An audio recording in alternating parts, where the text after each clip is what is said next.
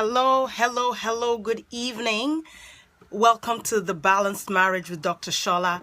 I was having a lot of trouble with my Periscope earlier on, and so, finally I'm online. Hi, everyone. So, tonight I'm going to be talking about the balanced marriage. Now, but first of all, I'll introduce myself. My name is Dr. Shola Ezekoli of Balance with Dr. Shola, and Balance with Dr. Shola, it's a whole life improvement system which consists of my books, my coaching, my Facebook Lives, my scopes, my blog at sholashade.com, and my tweets, my Instagram, etc. Basically, it's to get you to live what I call a balanced life, which is taking care of what I call your 5 pillars of balance: physical, mental, emotional, relational, and spiritual. Now, I'm a marriage minister, so I have decided to my husband and I are marriage ministers, so I've decided to use Periscope for my marriage scopes only, and I'm calling this the balanced marriage. So every week I will be on here on Monday at 8 p.m. I was having trouble with my Periscope, so that's why I'm a bit late. And I will be talking about matters related to marriage. So here goes. So tonight I'm going to give you what I call the overview of a balanced marriage. And these are going to be really short scopes, things to make you think, and do more research. A disclaimer here is this will not really apply if you're in such a situation that needs professional help, such as domestic violence, compulsive lying, any kind of emotional and psychological abuse, gambling problems. These kinds of things need more one-on-one professional help. These scopes are really just for the general day-to-day things that, what we call irreconcilable differences, like two really great people getting along and all of a sudden, without really any major problems, they are divorced. So, and the whole point is to prevent that. So, you can follow me on sholashade.com, SHOLASHADE, for more information. So I'm just going to jump right in, and so that I don't wander off track, I wrote these things down. The balanced marriage. So now, the what I call the 5 pillars of balance can be applied to marriage, and the first concept is the spiritual aspect. Of course, so a lot of times what happens is folks, they get married in church. Like I said, I wrote these down so that I don't wander off track. Folks get married in church and then put God in a box. All of a sudden they remember him when it comes to, well, you woman, you have to submit to me. Or the woman goes, well, if you loved me, I would submit to you. And the only thing that people seem to get is, oh, submit to your husband, love your wife. But I put it to you that there's a lot more with regards to the spiritual aspect of your marriage. Hey, give me some hearts. There's a lot more with regards to the spiritual aspect of your marriage than just love and submission. Number 1, the first law is the law of love. And as you see, if you look in the Bible in 1 Corinthians chapter 13, verse 4-8, by the way, the Bible is not just a Christian book, it's a book for everybody. And it talks about love. And you will find that in there is nothing about love being feelings.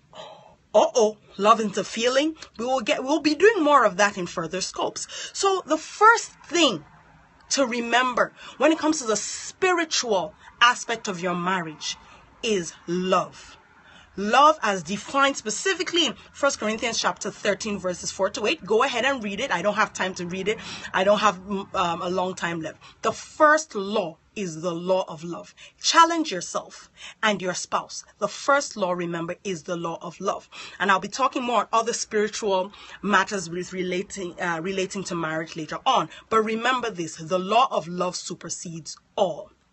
Now, number 2, the mental aspect of your marriage. What do I mean by that?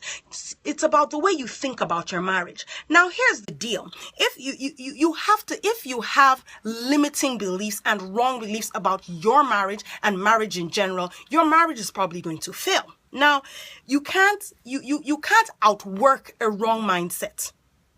If you think that all men are dogs, guess what's going to happen? If you're single, you're going to marry a dog. Hello. And if you're married, that that man, one day you're going to you'll stop seeing a man and you just see a dog. I'm telling you, your thoughts are very, very powerful. So to change things in your marriage, you need to change the way you think about marriage in general, and your marriage in particular. I once met a guy who thought that all women were gold diggers. I said to him, could it be that this is the reason why you've never married? Because guess what? Even if you find a woman who's not a gold digger, sorry about that. So as I was saying, if you think all women are gold diggers, that's the kind of woman you're going to attract. And if you have a good woman, you're going to suspect her of being a gold digger, and one day she will run away from you. So change the way you think about your marriage. Okay. Number 3. The emotional aspect of your marriage. And I call this bit, which is my favorite part, of course, advance the romance.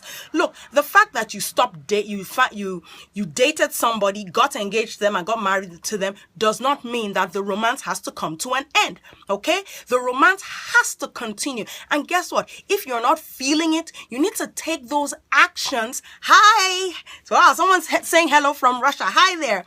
You need to take those actions that led to the so-called romantic feelings in the first place. And so here's the thing about romance. Romance is supposed to be exciting. It's supposed to make your life fun. So the romantic things are the fun things you do in your marriage. Like, for example, let's say you open your lunchbox one day and you find a little note saying I love you, or you get the what do you call it?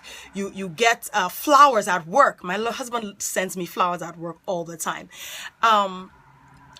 So, oh yeah, absolutely. Women should participate in romance too. Oh yeah, and I'm just actually writing a book, a little book called Advance the Romance. And I'm going to be putting together 101 romantic things you can do. Pay for your husband to go karting as a surprise. Help out with something that he normally does or she normally does. And it goes both ways. Absolutely. One person can't be doing all the work in the marriage, because eventually they will just get tired and they will just either sit down or they will run away. So, and we do not want that to happen. Flirt with your spouse, maybe role play, tell your wife you're going to go pick her up in a bar, take off your wedding rings and pretend, that kind of thing. Those things make your marriage fun. And your best memories in life are made of fun. They're not made of chores. Hello. So that is I'm already going to 10 minutes here, and I promised 5 minutes. So I'm just gonna speed through this a little bit. Now, pillar 4, I call that the relational. The best thing you can do for your spouse is to be your spouse's best friend. The best thing you can do for your marriage is to solidify your friendship. Look, when you talk about your ride or die chick or your ride or die buddy, that person should be your husband, that person should be your wife. You guys need a solid friendship. You see, I find it weird when girls say things like, oh, they just friend zoned this guy and all that. I'm like, I pity you. That is the guy you want to marry. The guys that you guys are all friend zoning, or well, he's just a best friend, I'm not going to marry him. Man, those guys, let me tell you something. Those guys make the best husbands, because they know you well. They like you. Even if they're not feeling romantic about you at that moment, guess what? There's some things you won't do to a friend. Just because that person is your friend, you look at them like, you're lucky you're my friend, or else I would have given you hell on earth today. So you need, in your marriage, friendship is very, very powerful. You need to stay friends with your spouse. Hello. And last but not the least, pillar 5, that's physical. Okay, now sex is like cement to a house. You don't see it, at least, well, we hope you're not making love on your front porch. Well, if you decide to do that, just pray the police don't catch you. Anyway. Sex is like the cement of the house. You don't see it, but it's the glue that holds the house together. Okay? So while I'm fine as hell, thank you very much. My husband thinks so too. And now, when you're having sex as a married person, it's not about proving your sexual prowess in bed. It's more about, no, you can't take me on a date. I'm going to block this person. Okay. Yes.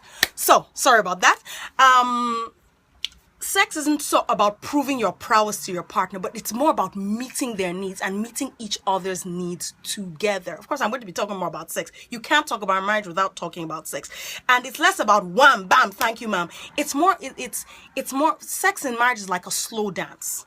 Look, you're going to be with this partner for the rest of your life. You better spend time, take time to get to know them, learn their bodies, so that both of you can enjoy your sexual relationship together. And it's been 10 minutes, so that concludes my Periscope for the evening. Thank you very, very much for listening. Thank you for the heart. Tag your friends, share. I will be here next Monday at 8 p.m. doing another scope on the balanced marriage. Thank you so much for listening. This has been The Balanced Marriage with Dr. Shola. God bless.